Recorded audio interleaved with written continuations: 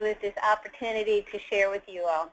As you've already talked about, I'm going to be focusing on my experiences with the American Chemical Society, but things that you learn as a volunteer in one organization can easily be translated to other organizations, as well as the things that we each do every day in our work environment. A little bit of my history with the ACS. I've been a member of the ACS since 1985. But you don't see a long list of volunteer activities because for many years I just attended the meetings. And in fact, I was speaking with someone at one of the universities, and they told me that their perception as someone who doesn't come is that it's like a chemist dinner club. They thought we just got together once a month and had dinner. But there's so much more to it that I found out by being part of the organization. And the first two times that I really engaged was when someone else came to me and said, could you volunteer for an event? So I did a couple of events where I was either a speaker or an organizer. But then later on, my manager came to me when I needed professional development, and I said, how about something in the Chemical Society? And he said, why don't you run for chair and organize things and run the whole organization? I was a little terrified, but I said, I'm going to do it.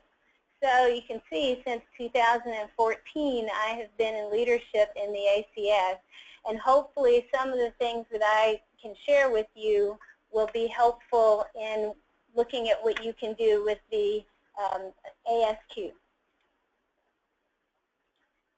So one of the big things for volunteer organizations is, why do you really want to spend time doing this? Because we all have a million different things going on in our lives, and every day is about prioritization.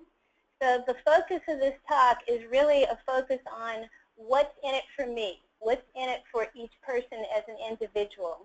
And some of the things that I'm going to highlight here include training, networking, recruiting or job searching, collaboration and community, leadership, building self-confidence, communication skills, motivational skills, professional profile and recognition, developing new skills, giving back, and retirement activities.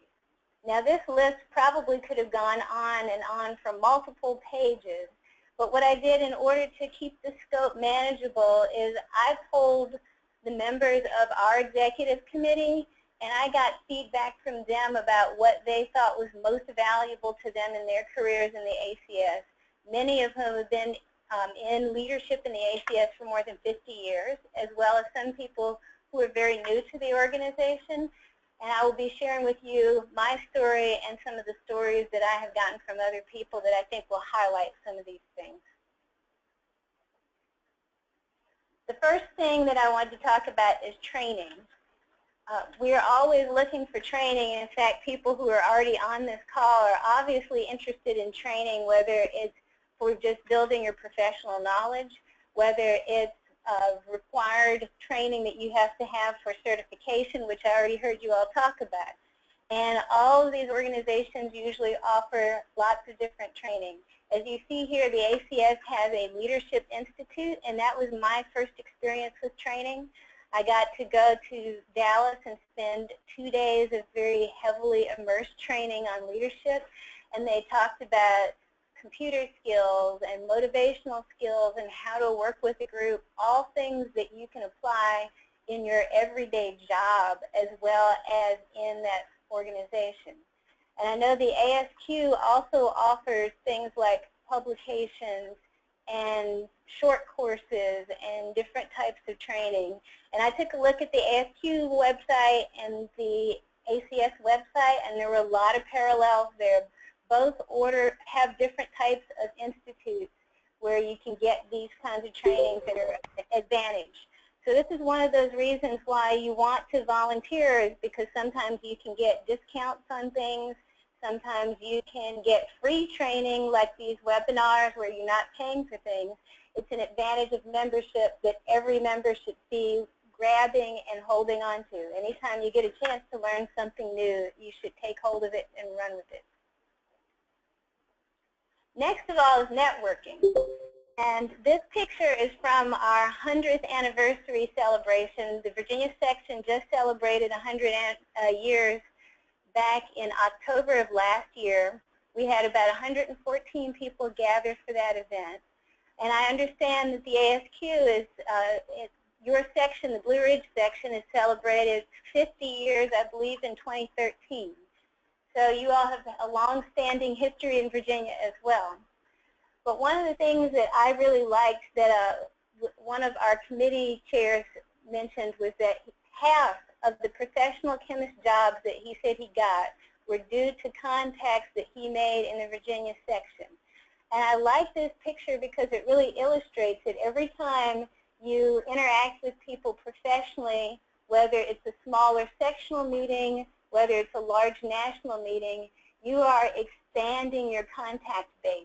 There are more people that you get to meet that can help you solve a problem, that can give you an insight, that can tell you where to go to find information, or, as was said here by Larry, they might be helping you find the next job. And especially knowing the economy that we're all struggling with, this is a critical and key important thing for all of our members, be it ASQ or ACS.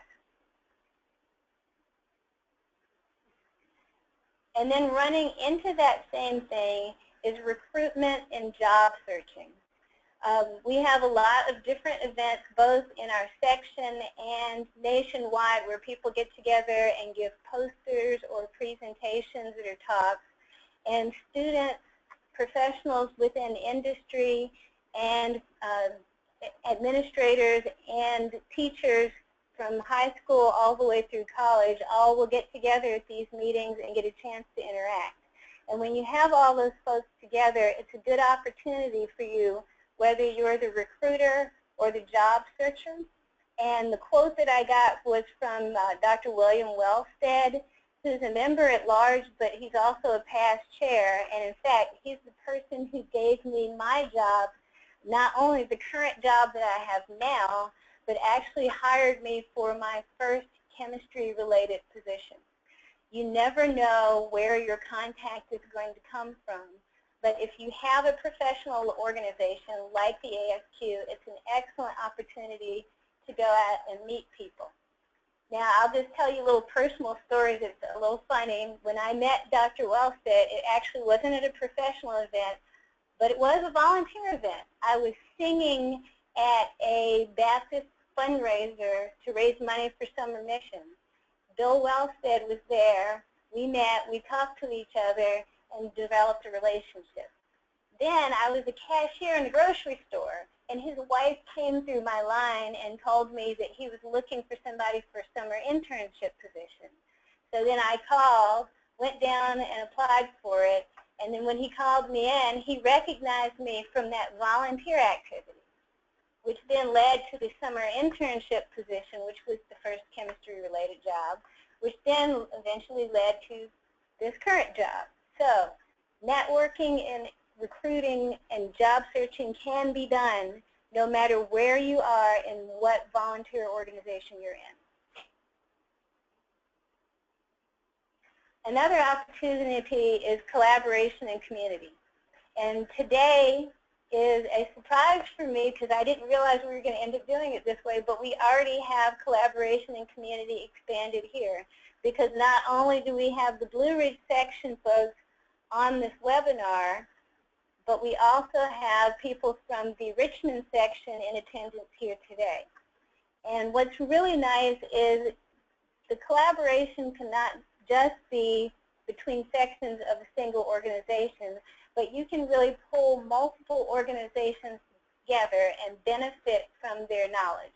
They may have some different ideas, different experiences, or they may bring other people in, and you may actually be able to even increase your own membership. And one of the examples I want to give is the American Chemical Society's recent collaboration with Novity, which is the national organization for the professional advancement of black chemists and chemical engineers. And my little story here is kind of interesting. When I decided to run for vice chair, the first executive meeting that I went to for the Virginia section, they had voted to disband the Minority Affairs Committee. And I was surprised and shocked and decided to ask some questions about why. And when I found out, it was really nobody wanted to drive it. So I went and started asking a lot of other people, are you interested in this? Do we really have a need? And I found out there was still a great need to have a Minority Affairs Committee. I found 5 people who were willing to be on the committee. I found someone who was willing to chair it because as the vice chair of the organization, I didn't want to also chair that committee. And then what was a real gift for me was Colleen Taylor, whose quote here is here at the bottom. She's one of the professors at one of the historically black colleges in the area, and she really had a passion for this. And she jumped into this committee, ran with it, and really pushed to do lots of events, different organizations, bringing the students, teachers, and industry together to focus on career development and how to get the students more motivated to go into careers in chemistry. As a result, we now have a thriving Minority Affairs Committee that's continuing to go on. And in addition, they just started a new award this year through the Virginia, not just the Virginia Chemical Society, but National Chemical Society. And this new award recognizes kind of contributions from regional partners, from things that support STEM education, and it's called the T3 Award, which is Regional Partners for Progress and Prosperity. And it turned out our section was the first recipient of this new award. So it's exciting to see what can happen when you bring together multiple people from different backgrounds and collaborate with somebody who's got a passion to drive it. And as you can see from this comment here, Colleen volunteered because she really wanted to have a sense of community, and she wanted to make a positive change in the lives of these young people. Another opportunity is leadership development. And you'll see this meeting was actually held here at our Pfizer site. This is one of our executive committee meetings. And leadership is a critical skill that we all need. And that's not just ACS, that's ASQ, that's any organization that you're part of, and it's in your workplace. And a lot of times the people who are new in their career don't necessarily get an opportunity to be a leader. But a volunteer organization is a place where you can actually try out, in a little bit more comfortable setting sometimes, an opportunity to be a leader. Your job isn't on the line. You're not worried about, if you mess up, is that going to impact your job performance, your paycheck? The stress level's not the same. So it's a good place to try out leadership. And people always need leaders in these types of organizations. So I would like to encourage people to really try leadership, give it a chance in the ASQ, just like we do in our ACS. We have 40 members of our executive committee right now, and we're actually looking to try and get a little bit more because we want to really have full engagement from every industry and every university in the section. One of the things that I really liked about this quote is, one, it's very true that herding cats in the ACS is like herding cats anywhere else. For her, it was in her academic department. But notice she says she would never have been the department head without her experience as an ACS volunteer and leader. And I'm going to talk a little bit more about that in a minute, but part of this is really building the confidence. Once you have run an organization and been a leader in that organization, it's a lot easier to do the same thing somewhere else and translate those learnings into a new environment. And that leads to my self-confidence building. As I mentioned earlier on, when my manager approached me about leading, I've been a leader for a while as a technical leader. I've been a manager within the site, but I was still terrified of having to be the responsible person for an organization. And my manager gave me some confidence and said, just do it. It's not going to be a problem. You're fully capable. Just do it. And one of the things that's nice that I started to learn about self-confidence is it's really a cycle. You set a goal, you go out and you try and achieve that goal. Maybe you're successful, maybe you're not, but you learn something either way. And usually you find out that whatever you were afraid of was not actually going to happen, and it always turned out better than you thought. And then once you've gotten over that fear, you can easily go in and try again and maybe do something even a little harder, a little bit more challenging. And one of the reasons I use this photo is that one of the things that people are often afraid of is speaking in public. And my understanding from reading is that some people are more afraid of speaking in public than they are of dying. And I picked this picture because this was at our 100th anniversary event. And I was in front of a room of 114 people and kind of the hostess of the event, and had to give some talks, give some presentations, talk about the history. But again, I got over that, didn't worry about being afraid, and just did it. And I'm very comfortable being able to do that type of thing now. Doesn't mean I don't get nervous, but it means that I take a deep breath and I say, I can do this, I do it, and then I find out I was successful and I'm ready to try the next thing. So I encourage you within your section, whether it's an opportunity to lead, whether it's an opportunity to present in a webinar like this, or in an in-person meeting, or if it's just in your daily workplace job, get the self-confidence by just doing it. Another thing that's important is communication skills. And you heard that I just talked about communication skills in terms of public speaking. But communication skills is much more than public speaking. It's about talking to other people. It's interacting. It's having a business meeting that could be a productive business meeting and not getting stuck and going round and round and round and never being able to come to a decision. It's about being able to meet a new person and build rapport with them and be able to connect, as you see this long-term faculty member talking with the student here at one of the ACS poster sessions. And the quote that I used for this one came from Dr. Christine Farthing, who's our secretary, and also one of my direct reports here in Richmond. And she says that she learned skills such as communicating with members, fostering innovation, and leading without authority. And I think all of us can relate to how we have to deal with each of those things every day in all of our work, personal interactions. Because most of the time we have to communicate with someone else. We work in team environments to get things done. And we all have to influence someone to help us or to get something done that is not a direct report. Another thing is motivational skills.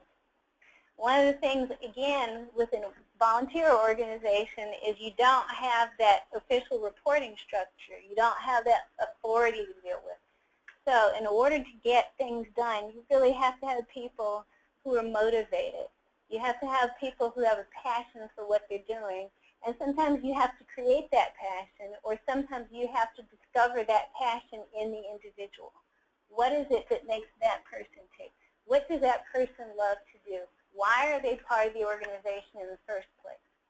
I'm sure that everyone in ASQ cares about quality. I'm sure that everybody in the ASQ also wants to be engaged in building their long-term knowledge quality. They want to influence quality for the betterment of society, and they want to do an excellent job at work. So how can you tie all of those passions in with the things that you're trying to do as a section? The reason I chose this particular slide was that we have a lot of networking events on a regular basis in the American Chemical Society, and at least one or two a year seem to either be around beer or wine. For us, that's a good motivator to get people to actually come to the meeting. We usually know that attendance is going to be very good if the price is low and there's beer and wine and food. And we can tie it all into chemistry because usually at each of these lectures there's a talk on the chemistry of beer or the chemistry of winemaking, which therefore stimulates you mentally for those who are looking for the chemistry and the enhanced knowledge, as well as the stimulation you get from a relaxing class of wine or beer at the end of the day. Another opportunity is to build your professional profile. All of us want to do well. We want to have substantial careers. We want a resume that looks good. We want a LinkedIn profile that looks good. And part of building that profile is building different experiences. So when you have an opportunity to be a leader in an organization, that's something that can go on your professional profile. You can say, I've led this. And even within, not just having the title, but what did you do with that organization? For instance, the Virginia section, when I joined, didn't actually have a mission statement or a vision statement or long-term goals or objectives. The national organization does, but our section doesn't. And someone mentioned that this was a need. So one of the things that I did is I pulled together a group of people to form a committee to work on it. We actually got facilitators who were provided by the national organization. We did a 2-day workshop. We now have a vision statement, a mission statement, 4 long-term goals, and 12 short-term objectives to achieve in the next 12 months. We have a champion for each of those objectives, and we have a meeting coming up in December to roll that whole plan out. I can now put something on my professional profile that says I've been able to lead a strategic initiative from start to finish for an organization. That's something I didn't have before, and I think that will be something that helps to make me as a professional more marketable. In addition, there are opportunities that you can get to get recognition in an organization for the contributions that you have. And Colleen, I mentioned her before, she's the one in the middle here. She talked about how it unexpectedly helped her professional profile because all those volunteer activities that I told you she did earlier in helping us to get that award for the collaboration with Novici in Minority Affairs, she personally got an award from our section for the local section Outreach Volunteer of the Year. And that's, again, something that she can put on her professional profile. I mentioned a little bit about recognition. The Virginia section has a number of different ways of recognizing their volunteers. And in addition, the national also has a number of ways of recognizing the volunteers. I won't go through each of these and tell you what they're all for, but you can see here that we have some trends where we recognize our innovators, we recognize our teachers, we recognize different specific areas, we recognize service. And I believe that ASQ has a lot of recognition on a national level for similar types of things. On your website, I saw that you all had a professional award for written work, for service, for career and certain specialties. So those are opportunities for you to not only hopefully be able to get recognized for those individually, but also to look for opportunities for your colleagues and coworkers and recognize the achievements that they have and see if you can help them to also build their profile. And again, that helps with the networking. It helps with relationships because usually if you recognize other people's contributions, then they're going to recognize your contributions. So I would challenge each of you to go and see what's out there. What could you be nominating your coworkers for that they might qualify for? And along those similar types of lines, most of the organizations also have some type of scholarship program that can provide funding for people to do different events or to do education, whether it's teachers or whether it's the students. The ACS provides a number of different grant opportunities for the section so that we can fund a lot of the things that we do. They provide scholarships for students, and they provide scholarships for teachers. Again, more opportunities to help people grow and develop, whether you're a student going into your career or you're already well into your career. So I would suggest looking to see what does ASQ offer that you are not taking advantage of, so that you can figure out how to take the fullest advantage possible of the membership you have and what the society can do for you.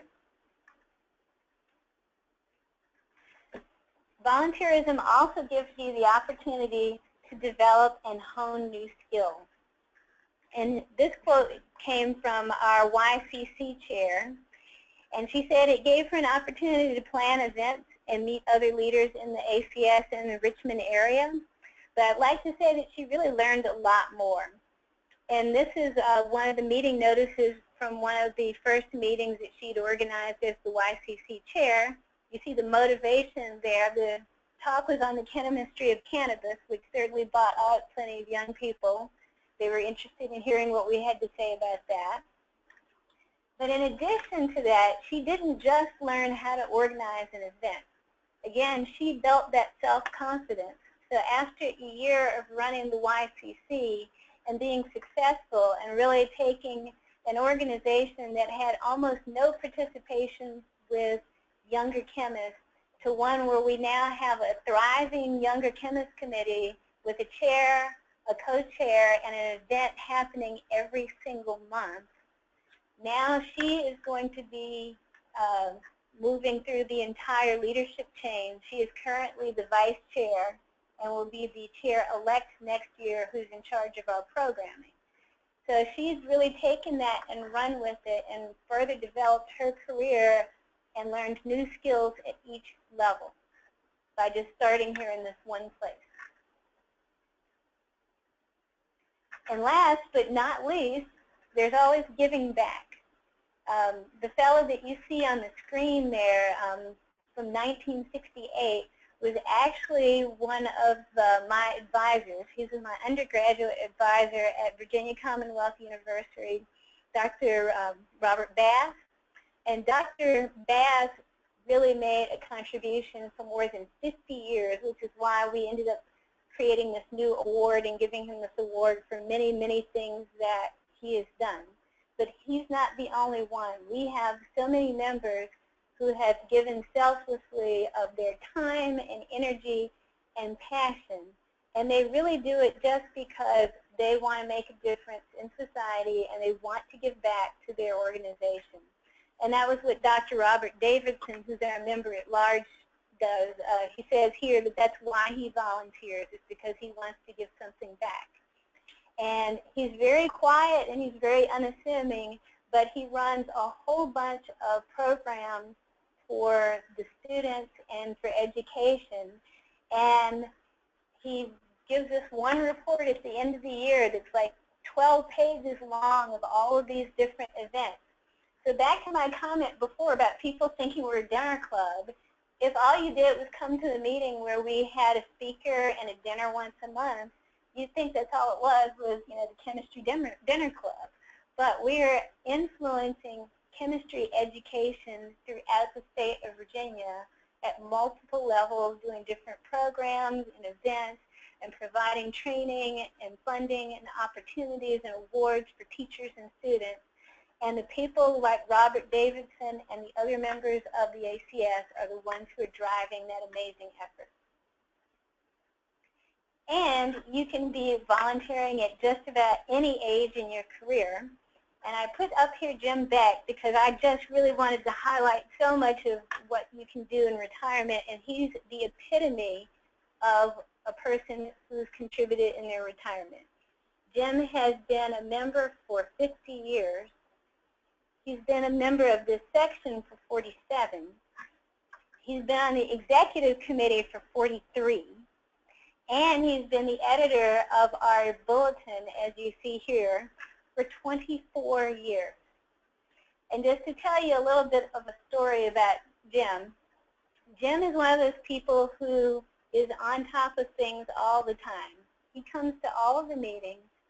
He sends me a reminder every month to make sure I'm up to date and know what I'm supposed to be doing as the chair. Did you remember to do this? Don't forget the chair's corner is due. And one thing that's very special for me is Jim actually served on the board of directors for Virginia State University many, many years ago, I think back in the 70s, which again shows that volunteering in multiple organizations. Jim served with my grandfather, who was on the board of rectors. And my grandfather is no longer here anymore, but having Jim be there to support and encourage and remind me and help me through being a leader in this organization has almost been like having my grandfather here with me to help me.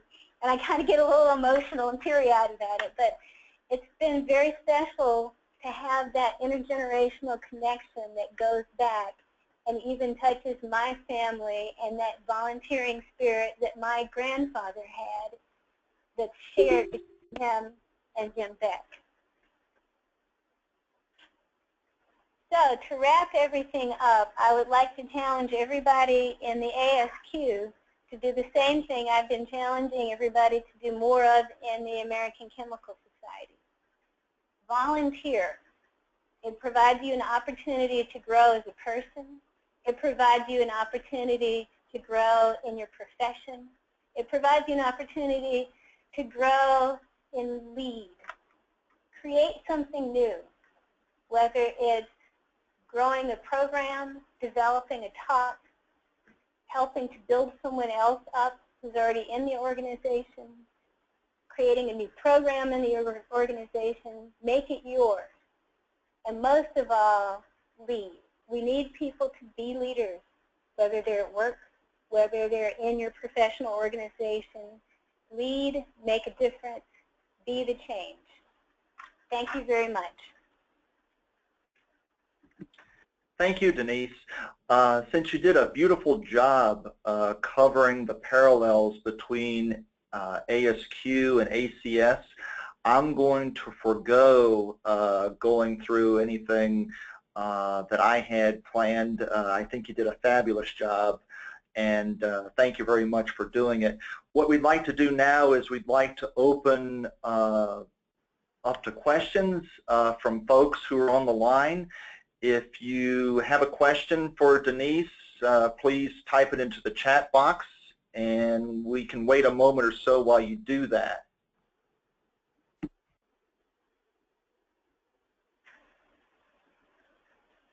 While we're waiting to see if there are any chat questions, are there any questions in the room here in Richmond?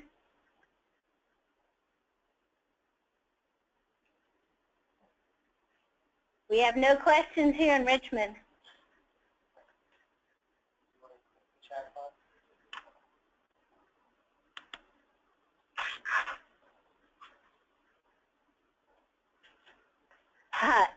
Do you have strategies for balancing time management, knowing your limits? That is an excellent, excellent question. And I have to admit, I keep thinking I could start an organization called Volunteers Anonymous, because I do tend to overcommit. But one of the things that I have found really helpful lately is to recognize that my letting something else go is an opportunity for someone else. And one of the things that I've heard in a lot of training lately is this concept of saying no in a different way, yes and, which is not no I won't do it, but yes, I hear that you need something, and maybe I can't do it, but maybe I can help you find a way to get it done. And in fact, I'll give you an example from something that just happened yesterday. I'm also part of Toastmasters, and I was asked to speak to a group of students about giving talks or professional communication skills. And someone really, really wanted me to do it. And I asked around and found a couple of other people who were in Toastmasters and tried to figure out who would be good at it. And I had a short list of other people who would be good at doing the same thing. And I just went one at a time until I found someone who had a passion for doing it and had the time and had that weekend free, so I just handed that particular thing off yesterday. So you do have to know your limits. You don't want to volunteer for everything. You want to volunteer for something, and you want to align it with things that you have a passion for and you have some motivation, because if you don't like it, you're not going to follow through. Another question?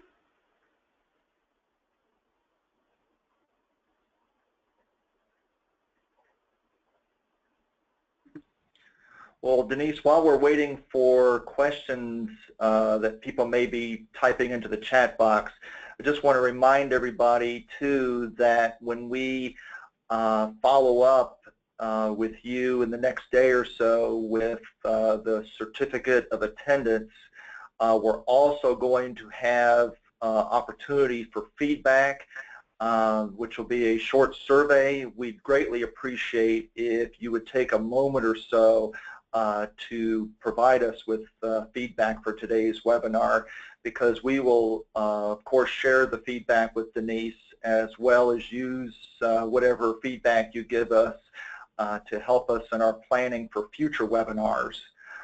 Does anybody else have any questions? I see that there's one comment.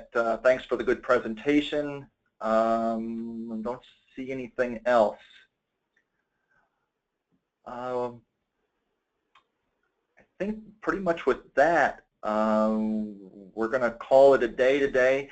The next webinar, as I mentioned, will be on Monday, November 7th, same time, and we look forward to seeing many of you on there. If you haven't already registered, there's still time. The deadline is Monday at 11 a.m., so hope to see you on Monday. Thanks again, everyone. Thank you.